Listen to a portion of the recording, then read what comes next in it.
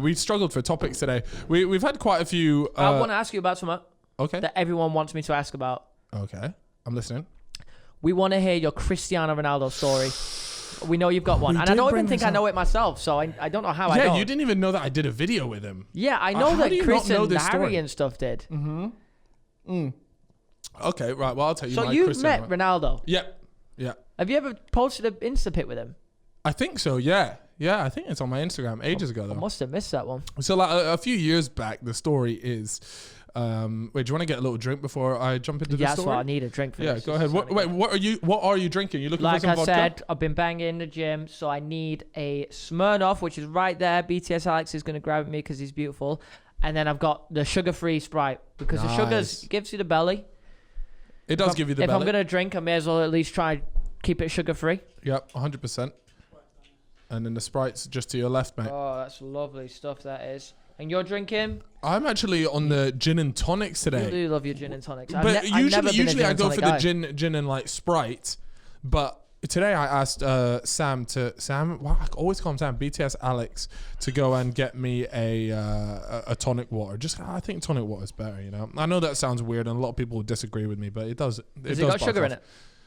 I don't think. No. Tonic water shouldn't have any sugar. What was the first ever alcoholic drink you had before we get into Ronaldo? What was it? Jaeger bombs, mate.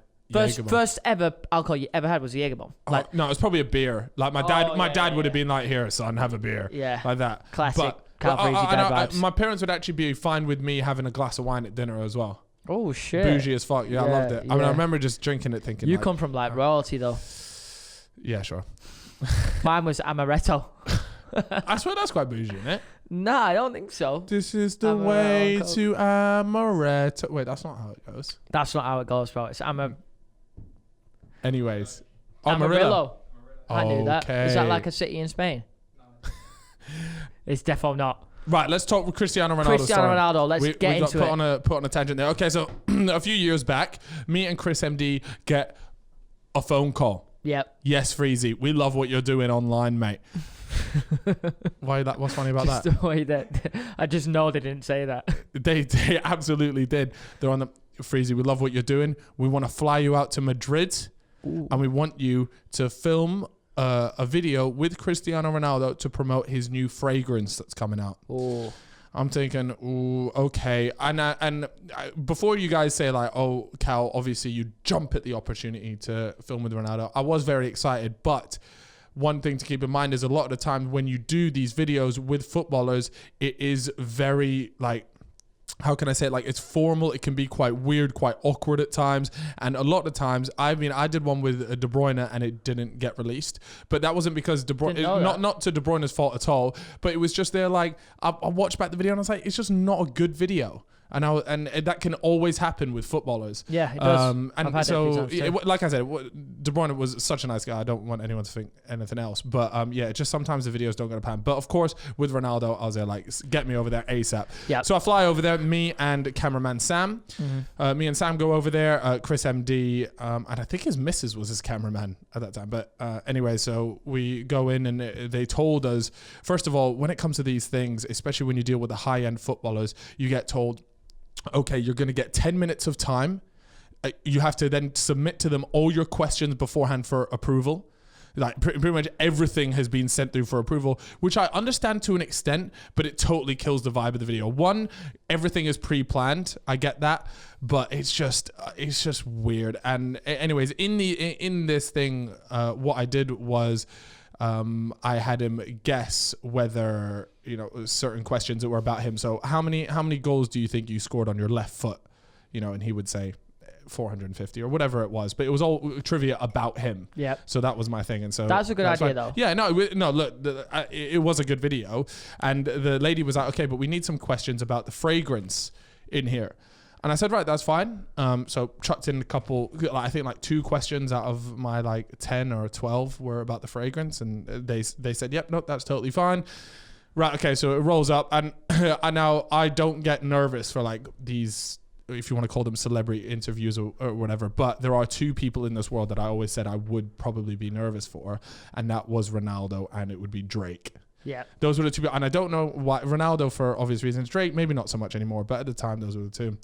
Anyway, so I'm really like, you can see if you watch the video, like I'm like a tomato. I'm really red, and I sit down and I do my thing, because even if you make a video with me, I'll talk like this and I'll be like, right guys, what is going on? And it's like a bit like the audio jumps up and you can see Ronaldo goes, whoa, like that. He jumps back in his seat.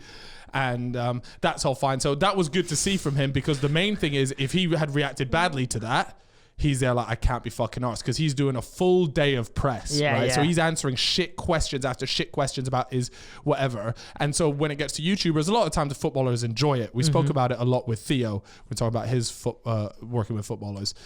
And so I was like, right, perfect. He seems up for this. We're going through a couple questions. He's answering them. He's enjoying it. High energy. I was buzzing. Now, behind the camera, when you're working with a lot of these footballers, they have teams of people. Loads of people. It's so jarring. It's so jarring, and they're on you. And I shit you not, guys, to things like this, there's someone with a stopwatch counting the time that you have with the footballer. So you have that person there, and then there's like another PR lady. Anyways, PR lady jumps in. She goes, so I'm a few questions in. I'd already asked one about the fragrance. She goes, excuse me, could you please ask more about the fragrance? And it was like a bit rude to me. It wasn't like, hey, sorry, would you mind just squeeze one? It was like, we need to talk more about the fragrance, like that. And I was there like, okay, like I'm in the middle of the video here. She just cut in. And I was a little bit annoyed, but at the same time I was like, look, I'm not going to kick up a fuss. It is what it is. So my next question was about the fragrance. And then we go on, another 2 questions on. She butts in again. And she goes, we need to talk more about the fragrance. And in my head, I'm thinking, first of all, I sent across all my questions and how this video was going to go, and it got approved. Yep. So you guys had already said yes. And now in the middle of the filming, you're asking for more questions. Whilst Ronaldo's there, I'm shitting bricks thinking that I'm having a huge stinker here, because the PR ladies had to jump in twice on my ass. And I'm thinking, and obviously I'm already quite flustered and nervous. Yeah. Now imagine now. Yeah, that sounds like pain, by the way. Big pain. So I'm there like, okay, sure. And just as I say that, Ronaldo speaks to the lady in Portuguese and is like, I don't want to say aggressive, but he's getting a point across, and I have no idea what he says in Portuguese. I'm thinking, oh shit, he's hating this, and this is a shambles. I've fucked it. So nah, surely not. Well, so I have no idea, because he said it in Portuguese. You still don't know to this day? No. I do know. I'll get there, but at that time, I had no idea. Yeah. So anyways, filming. We keep going, and I just rattle through the question. At this point, I'm thinking, I want this shit over with. I'm not enjoying my time here. You must have been like bare red as well. Bare red. I'm sweating. You can actually see sweat going down my face. You can actually see, if you look at the video, you can see sweat going down my face. Because they've just made this such an uncomfortable experience for me. That sounds awful. Yeah. That sounds so bad. Anyway, so we get through the end of it, and Ronaldo, he was sort of laughing and smiling. And I was thinking, oh, okay, either he's just good at, and because it's a PR thing, he's just smiling away and stuff. But the lady had never interrupted again since then. So I was like, okay, fine, whatever. So I pack up, go home, and then obviously I have the footage of the entire like interaction that happened. And so what I did was I took the footage and I asked someone to translate what Ronaldo said to the PR lady. Yeah. And I was nervous, because I was like, bro, imagine my one story being that I went to meet Ronaldo and he said, well, what the fuck is this guy doing? Like, this is a fucking mess, and just like hated it. I'd have been gutted, right? Mm-hmm. So I get back the translation. It turns out what he had said, and now I cannot say, and I'm going to tell you roughly what he said, but I can't say word for word. Yeah, because it was a while ago. Not only that, but he says some explicit words in there that you're not allowed to say in 2020, right? Okay. Right? But essentially he says, he goes, stop interrupting him. He's doing his own thing. If he keeps asking about the fragrance, it's going to make him seem really weird. Like, stop interrupting him. And he was pissed. He's like, stop interrupting him. Let him do his thing. Like that. Shit. So essentially, Ronaldo backed me. He backed you. He backed me to his own team and said, shut up and let him just do his video. I don't want him to always talk about the fragrance. That's what he said. That's sick. And so imagine me watching that video back. That would be gas. And now knowing that, I wish that like I wish I knew Portuguese, because at the time I'd have been a lot more confident in the rest of the video. But it turns out Ronaldo had told his team to fuck off and let me just do my video. That's sick. And I was there like, you're a fucking real one. Legend. Thank you for that. To be fair, everything I've ever seen about Ronaldo online is he does seem very humble in a way. Like it happened Mate, with the a whole time kid he was like so doing nice to you. something once, and the audience were laughing at the kid, and then he turned or something like that. And he said, "Why are you laughing?" He's trying to. Yeah, I saw Do you that remember one. that? I can't Actually, remember yeah. the actual context, but it was something along those Yeah. lines.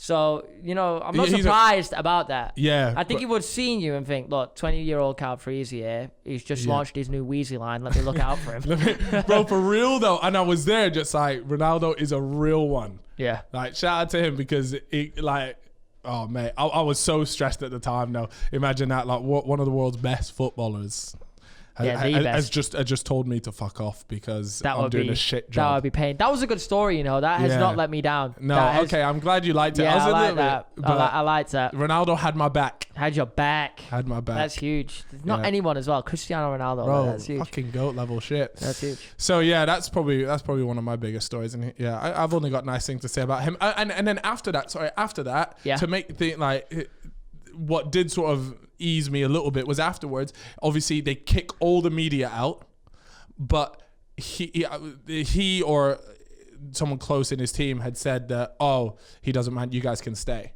So we stayed because it was like the launch of his fragrance. So it was like friends, family, and like his team, PR, whatever. We're all staying for drinks and stuff. And then we just stayed. Me and Chris got offered to stay for drinks and things for a bit. Nice. So I was there like, yeah, that's fucking class. sick, bro. I was gassed. That's a good story. I think that beats my bin run story.